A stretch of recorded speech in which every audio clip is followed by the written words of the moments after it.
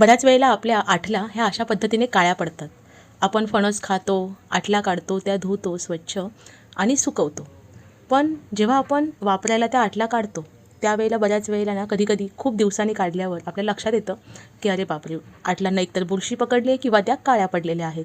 आणि खूप अशा पद्धतीने मोठ्या प्रमाणात कधी काळ्या पडतात की आपल्याला प्रश्न पडतो, एवढ्या चांगल्या सुकवूनसुद्धा का काळ्या पडल्या. तर अशा पद्धतीने या आठल्या काळ्या पडू नयेत, त्यांना बुरशी लागू नये किंवा त्या खराब पडणार नाहीत, त्यासाठी काय करायचं हेच आपण ह्या व्हिडिओमध्ये बघायचं आहे.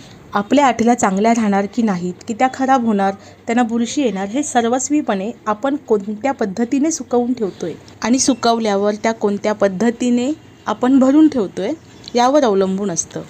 आठला सुकवण्याच्या 2 पद्धती आहेत आणि कोणत्या पद्धतीने आपण सुकवल्यावर किती दिवस कशा आठल्या राहू शकतील हे सुद्धा तुम्हाला मी ह्या व्हिडिओमध्ये सांगणार आहे. त्यामुळे व्हिडिओ शेवटपर्यंत नक्की बघा.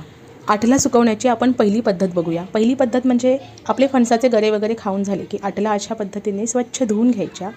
आणि स्वच्छ धुवून झाल्या की सपोज आपण गावच्या ठिकाणी आहोत, तर गावच्या ठिकाणी बेसिकली आपण बाहेरच्या अंगणामध्येच, ऊन असेल तर बाहेरच्या अंगणामध्येच आपण सुकत घालतो. तर बाहेरच्या अंगणामध्ये असेल किंवा व्हरांड्यात असेल, कुठेही असेल, बाहेरच्या अंगणामध्ये सुकत घालताना पहिली पद्धत ही की उन्हामध्ये आठला कधीच सुकवायच्या नाही. आपल्या आठला आपल्याला अशा पद्धतीने घराच्या आता हा एक घराचा कोपरा आहे, त्याच्या कोपऱ्यात सुकत घातलेले आहेत, पण सावलीतच ठेवलेले आहेत, तिथे ऊन येणार नाही ह्याची काळजी घ्यायची आहे. तर अशा पद्धतीने आपल्याला सावलीत सुकत घालायचे आहेत. मग तो घराचा कोपरा असेल, सारवण केलेली जमीन असेल किंवा लादी असेल, काही असू दे, तिथे ऊन येणार नाही किंवा जास्त गरमी असणार नाही, गरम जागा असणार नाही, काळजी घ्यायची. तर सावलीत सुकत घालायचे आहेत. हे झालं गावच्या ठिकाणी. पण तसंच एखाद्या ब्लॉकच्या ठिकाणी सुकत घालताना ह्या आठला आपण अशा पद्धतीने धुतल्यावर टोपल्यात म्हणा अशा हवेवर सुकत घालायचे आहेत. किंवा तुमची जर एखादी बाल्कनी असेल तर बाल्कनीत सुकत घालू शकता. किंवा लवकरात लवकर सुकण्यासाठी एखाद्या कपड्यावर अशा पद्धतीने जरी सुकत घालून तुम्ही लवकरात लवकर सुकवून त्या भरून ठेवल्यात तरी चालू शकतं. आठला चांगल्या राहणार आहेत. थोडक्यामध्ये आपल्याला आठला अंगणामध्ये असू देत किंवा ब्लॉकमध्ये, घरामध्ये असू दे, उन्हात सुकत न घालता सावलीत सुकत घालायचे आहेत. ही झाली आपली सुकवण्याची पहिली पद्धत. आठल्या सावलीत घातल्यावर त्या छान राहतात. पण आता ह्या बघा, ह्या आठल्या उन्हात सुकत घातलेल्या होत्या. उन्हात सुकत घातलेल्या आहेत. ह्या गेल्या वर्षीच्या आठला उन्हात सुकत घातलेल्या होत्या. तिथे ऊन होतं, लक्षात आलं नाही. 2-3 महिन्यांनी जेव्हा आम्ही हे आठल्याची पिशवी खोलून बघितलं तर त्या पूर्ण काळ्या पडल्या होत्या. आणि नंतर लक्षात आलं की अरे, ह्या उन्हात सुकवल्यामुळे आम्हाला माहिती होतं त्या लवकर खराब होणार आहेत, पण जास्त दिवस राहिल्याने ते काळ्या पडल्या. सो ह्याच आठला जर तुम्ही सावलीत सुकवल्या असत्या तर अजून छान राहिल्या असत्या. त्याच्यावर हाच एक उपाय की आठला ह्या सावलीत सुकवायच्या, नाहीतर ना लवकरात लवकर अगदी महिनाभरात संपवून टाकायच्या, म्हणजे त्याचा उपयोग पण होतो, त्या वाया जात नाहीत. आता ह्या धुवून जर काळ्या पडल्यास तर ज्यातल्या चांगल्या आहेत त्या घेऊन त्याची लवकरात लवकर भाजी करून टाकायची आहे.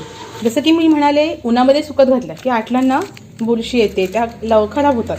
पण असं नाही आहे की उन्हातच घातल्यामुळे बुरशी येते. उन्हामध्ये सुकत घालायचेच नाहीत, हा पहिला नियम.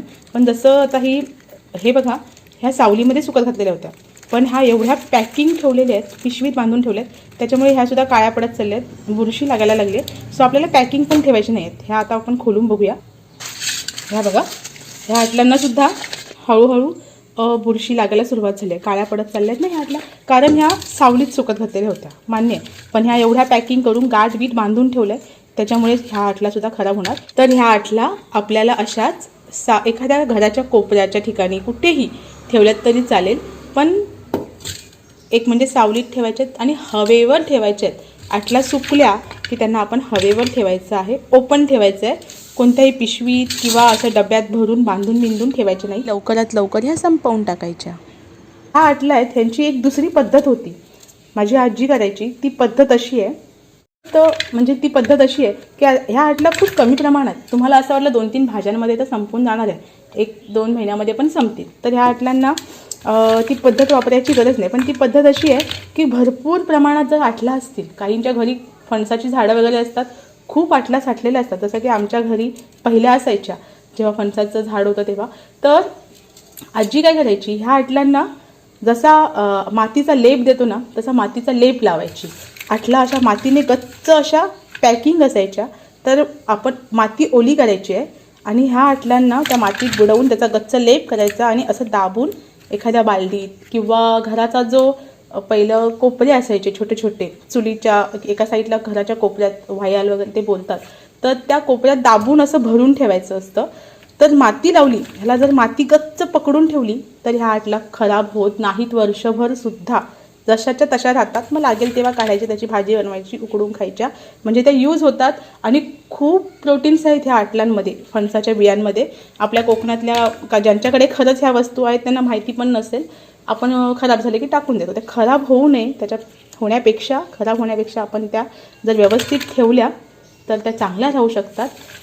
किंवा जागा अवेलेबल असेल एखाद्या घराच्या कोपऱ्यात, ज्यांच्याकडे अजूनही कौलाची घरं आहेत किंवा लाद्या वगैरे नाही आहेत, पण तर त्या जमिनीच्या ठिकाणी अशी कच्च दाबून त्या बिया ठेवल्यात तर छान राहतात, वर्षभर पण टिकतात.